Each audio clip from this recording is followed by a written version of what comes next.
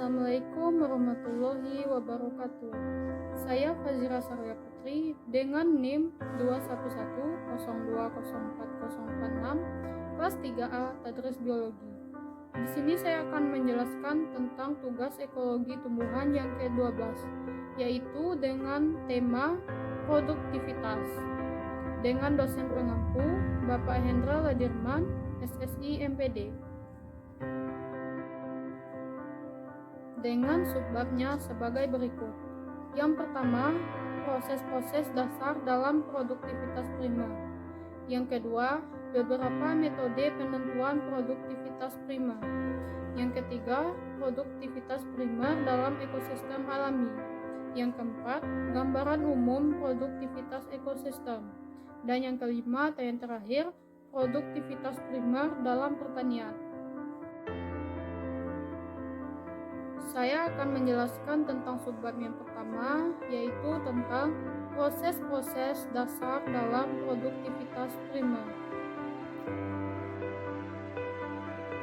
Yang A, proses fotosintesis. Dalam proses ini, hanya sebagian kecil energi cahaya yang dimanfaatkan. Diperkirakan dari sejumlah energi cahaya yang sampai pada tumbuhan, hanya 1-5% dapat diubah menjadi energi kimia. Pemanfaatan energi cahaya untuk membentuk karbohidrat dalam fotosintesis meliputi beberapa proses kimia yang sangat kompleks, termasuk dengan biokalalisatornya yang berupa enzim. Secara sederhana, reaksi fotosintesis dapat dituliskan sebagai berikut: 6CO2 ditambah 6H2O menjadi 6C6H12O6 ditambah O2. Gula yang dihasilkan dalam proses fotosintesis mempunyai berbagai kemungkinan, yaitu dimanfaatkan kembali dalam proses respirasi untuk menghasilkan ATP, dikonversi menjadi bentuk senyawa organik lain, dan dikombinasi dengan gugus tertentu menjadi asam amino, dan selanjutnya diubah menjadi protein. Yang B, ada proses respirasi. Proses ini merupakan kebalikan dari proses fotosintesis yang melibatkan berbagai reaksi dan biokatalisator yang berupa enzim. Secara sederhana, reaksinya adalah sebagai berikut: 6C6H12O6 ditambah O, 6CO2 ditambah energi menjadi enzim. Pada kondisi optimum, kecepatan fotosintesis dapat mencapai 30 kali dari kecepatan respirasi, terutama pada tempat-tempat yang terdedah dengan cahaya matahari.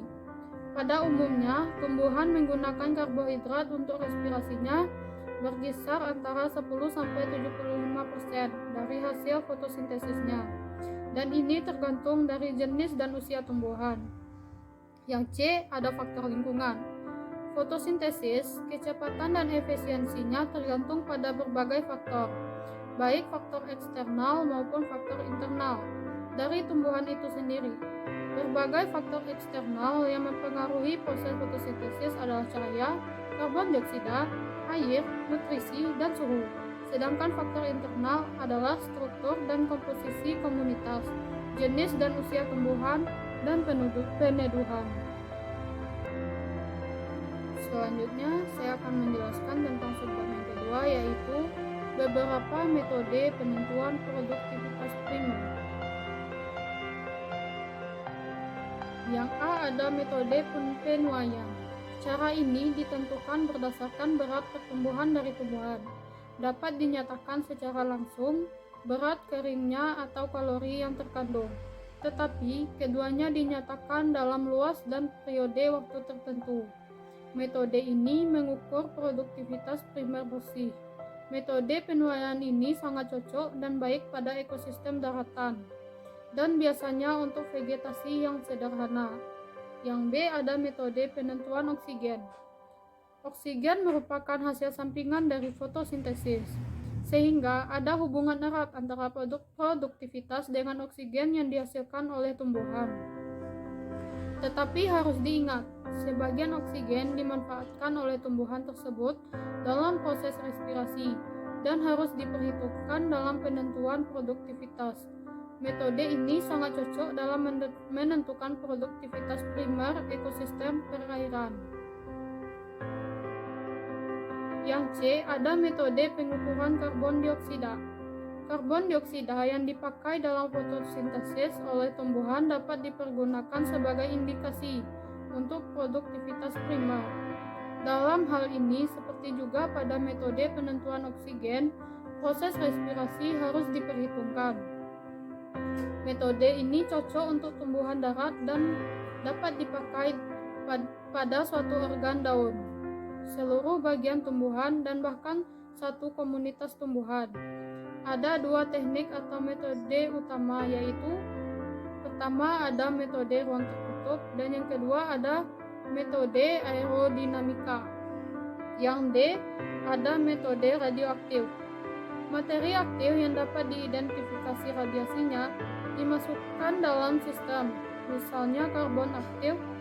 C14 dapat diintroduksi melalui suplai karbon dioksida yang nantinya diasimilasikan oleh tumbuhan dan dipantau untuk mendapatkan perkiraan produktivitas. Yang E, ada metode penentuan klorofil. Produktivitas berhubungan erat dengan jumlah klorofil yang ada. Rasio asimilasi untuk tumbuhan atau ekosistem adalah laju dari produktivitas per gram klorofil. Konsentrasi klorofil dapat ditentukan berdasarkan cara yang sederhana, yaitu dengan cara mengekstraksi pigmen tumbuhan. Selanjutnya saya akan menjelaskan tentang subbab yang ketiga, yaitu produktivitas primer dalam ekosistem alami. Produktivitas primer dapat dinyatakan dalam energi persatuan luas persatuan waktu, atau sebagai biomasa. Vegetasi yang ditambahkan ke ekosistem persatuan luasan persatuan waktu, biomasa umumnya dinyatakan sebagai berat kering bahan organik, karena molekul air tidak mengandung energi yang dapat digunakan, karena kandungan air tumbuhan bervariasi dalam jangka waktu yang singkat. Produktivitas primer suatu ekosistem hendaknya tidak dikelirukan dengan total biomasa dari autotrof fotosintetik yang terdapat pada suatu waktu tertentu, yang disebut biomasa tanaman tegakan atau standing crop biomasa. Secara garis besar, produktivitas primer ekosistem alami dapat dikelompokkan dalam 3 kategori, yaitu yang pertama, relatif tidak produktif, yang kedua, produktivitas medium, dan yang ketiga, sangat produktif. Selanjutnya, saya akan menjelaskan tentang subbab yang keempat, yaitu tentang gambaran umum produktivitas ekosistem. Yang A, sebagian besar persentase permukaan bumi berada dalam kategori produktivitas yang rendah akibat tidak adanya air, seperti padang pasir atau kekurangan hara seperti lautan dalam. Yang B, produktivitas lautan pada kenyataannya lebih rendah daripada produktivitas daratan. Hal ini diakibatkan oleh beberapa penyebab. Yang paling tinggi adalah tingginya persentase energi yang dipakai dalam respirasi oleh fitoplankton dan akibat kekurangan hara, terutama pada lapisan permukaan air. Yang C, ekosistem yang paling produktif adalah ekosistem terbuka, memiliki komunikasi yang intensif terhadap ekosistem lainnya. Misalnya estuaria, rawa dan koral dan kesemuanya mendapatkan masukan nutrisi dari daerah sekitarnya. Sistem setengah tertutup dengan siklus nutrisi yang mandiri umumnya kurang produktif. Selanjutnya saya akan menjelaskan tentang subbab yang terakhir, yaitu produktivitas dalam sistem pertanian.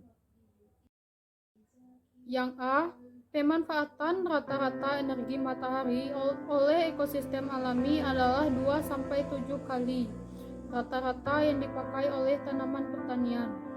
Hal ini memiliki implikasi yang sangat luas, berarti semua atau setengah dari pola produksi makanan kurang efisien. Bila ekosistem alami ini dikonversi menjadi ekosistem pertanian, efisiensinya menurun. Rata-rata produktivitas biji-bijian dunia sekitar 2 gram per hari. Ini merupakan angka rendah jika dibandingkan dengan ekosistem alami.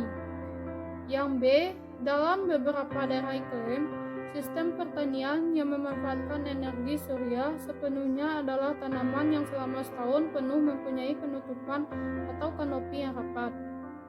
Dalam hal ini, pertanian tumpang sari adalah gambaran sistem pertanian yang efisien.